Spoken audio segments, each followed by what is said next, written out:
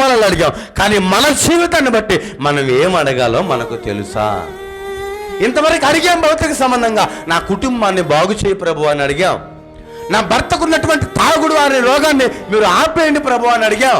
మా పిల్లలు మా మాట వినట్లేదు ప్రభువా, వాళ్ళ జీవితాన్ని మీరు కట్టండి అని అడిగాం. మా ఆధ్యాత్మిక స్థితి ఎదగట్లేదు ప్రభువా, మాకు భక్తిని దయచేయండి అని అడిగాం. అన్నీ అడిగాం. కానీ దేవుణ్ణి నమ్ముకున్న తర్వాత మనం అడగాల్సింది ఏంటిది అని అంటే, నాకు జ్ఞానాన్ని దయచేయండి ప్రభువా. ఏం అడగాలి? విజ్డమ్ను మనం అడగాలి. దేవుని సన్నిధిలో ఏదేదో మనం అడుగుతాం, పొందుకొని వాటి వల్ల మనిషికి ఏమైనా ఉపయోగం ఉందా? సహోదరి ఆరోగ్యం పొందుకుంది, మంచిదే. రేపు ఎప్పుడైనా మళ్ళీ జ్వరమో లేకపోతే ఇంకొకటో రాకుండానే ఉంటుందా? ఖచ్చితంగా వస్తుంది. ఇప్పుడు పొందుకున్న ఆ ఆరోగ్యం ద్వారా ఆమె ప్రస్తుతానికి తాత్కాలికంగా సంతోషపడుతుంది, కానీ ఆమె సంతోషం పరిపూర్ణత చెందదా? మనిషి హ్యూమన్ బాడీలో ఏ రోగం రాదు అనటానికి లేదు. రోగాల పుట్టంట మనిషి శరీరం. ఈరోజు మనకు ఒక చక్కటి మేలు లేదా ఒక ఆరోగ్యం మనం పొందుకున్నా కొద్ది రోజుల తర్వాత జ్వరమైనా వస్తుంది, రోగమైనా వస్తుంది, అట్లీస్ట్ జలుబైనా చేస్తుంది.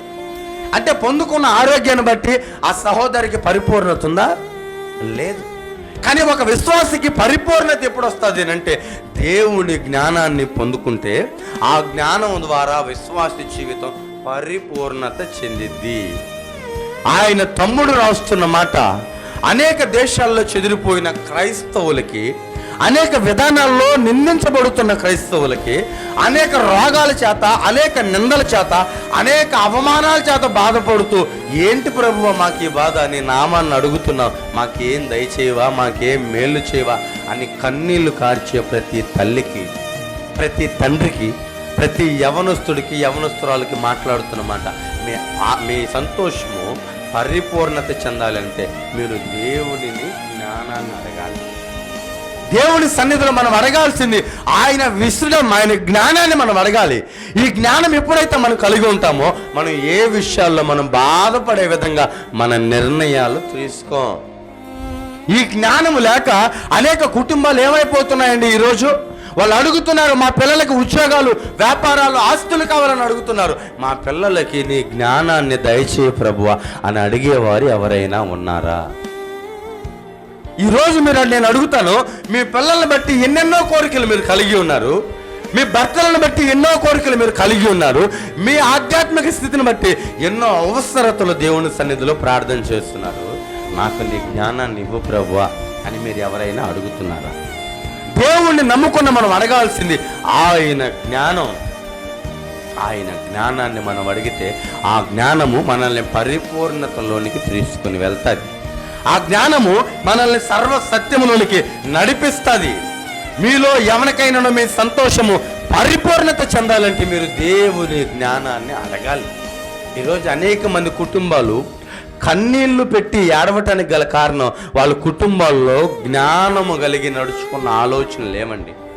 చాలామంది కుటుంబాలు మీరు ఆలోచించండి, వారి కుటుంబాలు చిన్నవిన్నమైపోతాయంటే జ్ఞానము లేని పరిస్థితి.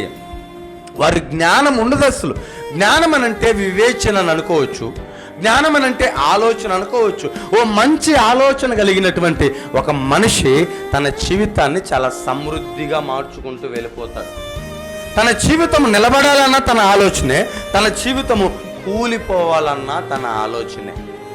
జ్ఞానము చాలా ప్రాముఖ్యం. దేవుని పిల్లలమని పిలువబడుతున్న మనము దేవుని సన్నిధిలో అడగాల్సింది ఏంటిది అంటే, దేవా నీవు నీ జ్ఞానాన్ని నాకు దయచేయి. ఈ లోక సంబంధమైన జ్ఞానం కాదు, కానీ దేవుని యొద్ద నుండి వచ్చే జ్ఞానం మనకు కావాలి. దేవుడు జ్ఞానాన్ని మనం పొందుకుంటే మనకు పరిపూర్ణత ఎలా వస్తుంది అంటే, బాగా చూడండి, మనుషులకి జ్ఞానం లేదనుకోండి, మనుషులు ఏం చేస్తారంటే ఇష్టానుసారంగా త్రాగి, ఇష్టానుసారంగా తిరిగి, ఏది పడితే అది మాట్లాడి గొడవల్లోనికి వెళ్ళిపోయి కుటుంబాన్ని ఇబ్బందుల్లోనికి పెట్టి వారి జీవితాన్ని ఇబ్బంది తెచ్చుకొని కుటుంబాన్ని నాశనం చేసి వారి జీవితాన్ని ఏం చేసుకుంటారు? నాశనం చేసుకుంటారు. కానీ జ్ఞానం కలిగిన పిల్లలను చూడండి, వారి ఇంటిలో నుంచి బయటికి పోరు. వారు అనవసరమైన వాటిల్లో వారు ఏలు పెట్టరు. ఎందుకు తెలుసా? వారి బుద్ధి వారికి ఆలోచన చెప్తాది. ఈరోజు నువ్వు ఈ పని చేయకూడదు, ఈ సమయంలో నువ్వు ఇక్కడికి వెళ్ళకూడదు. ఎందుకు తెలుసా? అది అసలు నీ పని కాదు. వారి జ్ఞానము వారితో మాట్లాడుతుంది, వారి బుద్ధి వారిని సరి అయిన మార్గంలో చెప్తుంది. అందుకనే తప్పిపోయిన కుమారుడు గురించి ఒక లేఖనం ఉంటుంది. వాడికి బుద్ధి తెలిసినప్పుడు ఏముంటది? వాడికి బుద్ధి వచ్చినప్పుడు నా తండ్రి ఇల్లు ఎక్కడుందని ఎత్తుక్కుంటూ వచ్చాడంట. అంటే తప్పిపోయినప్పుడు వాడికి ఏం లేదు? జ్ఞానం లేదు, బుద్ధి లేదు, ఆలోచన లేదు. ఆలోచన లేకపోతే సొంత ఆలోచన ప్రకారం వారు విస్తారంగా తిరుగుతారు. బట్ ఎప్పుడైతే జ్ఞానం అతనికి వచ్చిందో, ఎప్పుడైతే జ్ఞానం చెప్పిన ఆలోచన ప్రకారం ఆలోచించడం మొదలు పెట్టాడో, ఎక్కడైతే తప్పిపోయిన ఇంటికి మరలా రావటానికి ఆ జ్ఞానం సహాయం చేసింది. ఈరోజు అనేక విషయాలు మనం అడుగుతుంటాం దేవుని సన్నిధిలో, కానీ ప్రైమరీగా మనం అడగాల్సింది, Lord give me your wisdom. నీ జ్ఞానాన్ని నాకు అనుగ్రహించాయా? నీ జ్ఞానం లేకపోతే ఈ భూ ప్రపంచంలో ఎలా బ్రతకాలో మనుషులకు తెలుసా? ఎందుకంటే ఈరోజు అనేక మంది ఆదివారం మీరు వెళ్ళేటప్పుడు చూడండి, ప్రతి వైన్ షాప్ కూడా ఒకడు కింద పడి దొల్లాడుతుంటాడు. అది వాడికి డబుల్ కట్ మంచమే. వాడికి అదేదో ఒక మంచి ఫ్యాబ్రికేషన్ అటువంటి పరుపులాగా ఉంటుంది. ఎందుకు తెలుసా? వాడికి జ్ఞానం అనేది లేదు. ఒక మనిషి ఎలా బ్రతకాలి, ఈ నైతిక జీవితంలో, ఈ స్వాతంత్రం, ఈ ప్రపంచంలో ఒక మనిషి ఏ రీతిగా బ్రతకాలని వాడికి జ్ఞానము లేనందువల్ల ఇష్టానుసారంగా బ్రతుకుతున్నారు మనుషులు. దేనికి? జ్ఞానము లేనందువల్ల. దేవుని సన్నిధిలో మనం అడగాల్సింది ఆస్తులు, అంతస్తులు కాదండి, మనం జ్ఞానాన్ని అడగాలి. మీరు నా నామం పేరట అడగండి. ఎందుకు అడగండి? శిష్యులకు చెప్తున్నారు తెలుసా? రాబో రోజుల్లో మీకు అనేక శ్రమలు వస్తాయి. మీరు నాకు ప్రతిరూపంగా అనేక మందికి సువార్త ప్రకటించేటప్పుడు వారందరూ మిమ్మల్ని కొట్టి చంపడానికనే సిద్ధపడతాడు. ఆ రోజు మీకు జ్ఞానము లేకపోతే వారితో ఏం మాట్లాడాలో మీకు తెలియదు. నేను చనిపోయిన తర్వాత మీకు జ్ఞానం అనేది లేకపోతే మీ విశ్వాస జీవితంలోంచి ఖచ్చితంగా మీరు త్రొట్టిల్లిపోతారు. ఎందుకు తెలుసా? జ్ఞానము మనిషిని ఆలోచింపు చేస్తుంది. జ్ఞానము మనిషిని సత్ప్రవర్తన కలిగి ఎలా జీవించాలో ఈ జ్ఞానము మనకు చెప్తుంది. ఈ జ్ఞానము మనుషులకు చాలా అవసరం. అందుకని అంటాడు దైవజనుడు, మీలో ఎవరికైనా జ్ఞానము కొదువుగా ఉన్న ఎడల, నాకుందండి, నాకు తెలివి ఉందండి, నాకు చాలా జ్ఞానం ఉందండి, నేను బాగా చదువుకుందని అని అంటే అంతే అంటాడు. మీలో ఎవరికైనా జ్ఞానము తక్కువగా ఉన్న ఎడల, జ్ఞానము లేని ఎడలని మాట్లాడలేదు, తక్కువగా ఉందా? మీ ఫ్యామిలీ లైఫ్ని ఎలా మీరు ముందుకు రొటేట్ చేసుకోవాలో మీకు తెలియటం లేదా? మీ ఫినాన్షియల్ ఆ వ్యవహారాల్ని, ఆ ఆర్థిక సంబంధమైన ఆ విషయాల్ని మీరు ఎలా మ్యానిపులేట్ చేసుకోవాలో మీకు తెలియటం లేదా?